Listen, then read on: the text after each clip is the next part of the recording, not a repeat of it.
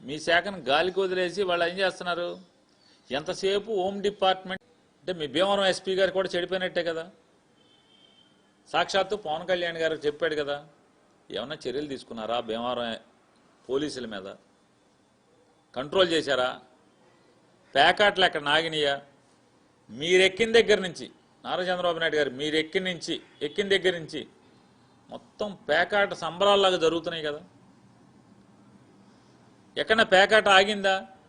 మావుళ్ళు తీసుకుంటున్నారు. స్టేషన్ మావుళ్ళు, ఎమ్మెల్యేల మావుళ్ళు, టీడీపీ కార్యకర్తల మావుళ్ళు, అంటే వార్డు ఇన్ఛార్జా, గ్రామం ఇన్ఛార్జా మావుళ్ళు. కేసులు కట్టాలంటే కూడా ఎమ్మెల్యే చెప్తే కానీ కేసులు కట్టినటువంటి దౌర్భాగ్య స్థితి వాళ్ళ ఈ ఆంధ్ర రాష్ట్రంలో ఉంటే, పవన్ కళ్యాణ్ గారు నిన్న మీ ముందే చెప్పాడు కదా. ఏమన్నాడు?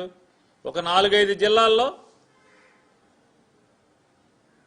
రెవెన్యూ వ్యవస్థలో, అధికార యంత్రాంగంలో, పోలీసు వ్యవస్థలో రాజకీయ ప్రమేయం విపరీతంగా పెరిగిపోయింది, లా అండ్ ఆర్డర్ కంట్రోల్లో ఉండలేదని చెప్పని పవన్ కళ్యాణ్ గారు నిన్న మాట్లాడాడు కదా కలెక్టర్స్ కాన్ఫరెన్స్లో.